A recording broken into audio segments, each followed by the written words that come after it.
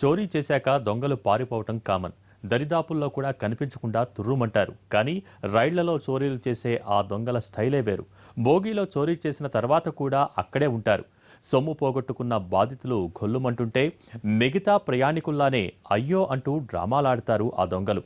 AC కోచ్లలో ప్రయాణిస్తూ చోరీలు చేస్తున్న ముఠాను అతి కష్టంగా పట్టుకున్నారు పోలీసులు.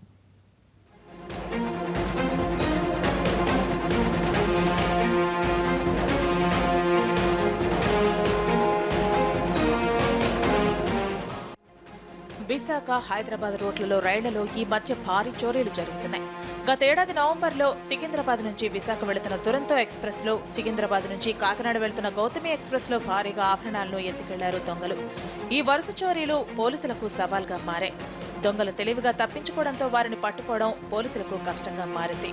చివరకు ఉత్తరప్రదేశ్ దొంగల ముఠాను విశాఖ జీఆర్పీ పోలీసులు పట్టుకున్నారు.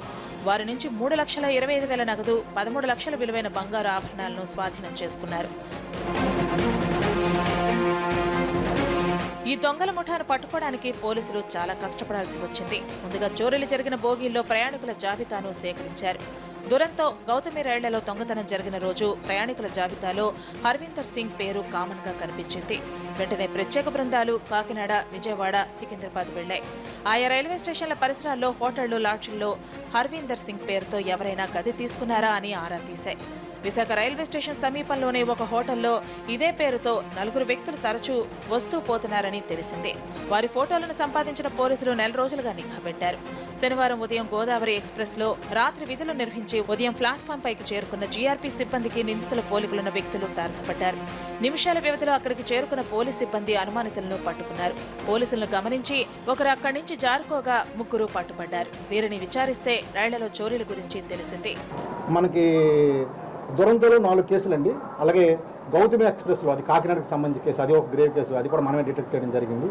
అలాగే ఎల్టీటీలో ఒక కేసు, తర్వాత జన్మభూమి ఒక కేసు, మొత్తం 7 కేసులు పట్టుకోవడం జరిగింది. ఈ 7 కేసులకు సంబంధించి 16,60,000 రూపాయలు, 70,000 రూపాయలు విలువ చేసే గోల్డ్, డైమండ్స్, నెక్స్ట్ క్యాష్ కలిపి పట్టుకోవడం జరిగిందండి. రైళ్లలో చోరీ చేసేందుకు ఈ దొంగలు వేసే స్కెచ్ చూస్తే షాక్ అవ్వాల్సిందే. గ్రూప్ లో 4 ఉంటారు. 2 ఏసీ కోచ్లో రిజర్వేషన్ చేయించుకుంటారు. వారికి సీట్లు కన్ఫర్మ్ కాగానే 2 జనరల్ టికెట్ తీసుకుని రైలు ఎక్కుతారు. రైలు కదిలిన తర్వాత ఏసీ బోగీల్లో ఉన్న దొంగలు ప్రతి ప్రయాణికుడి కదలికలపై నిఘా పెడతారు. అందరూ నిద్రలోకి జారుకున్న తర్వాత నగదు, ఆభరణాలు ఉన్న బ్యాగులను చోరీ చేసి జనరల్ బోగీలో ప్రయాణిస్తున్న సహచరులకు సమాచారం ఇస్తారు. జనరల్ బోగీలోని వాళ్లు ఏసీ బోగీల దగ్గరకు వచ్చి బ్యాగులు తీసుకెళ్తారు. ఏసీలో ప్రయాణించే దొంగలు మాత్రం ఎవరికీ అనుమానం రాకుండా చివరి వరకు ప్రయాణిస్తారు.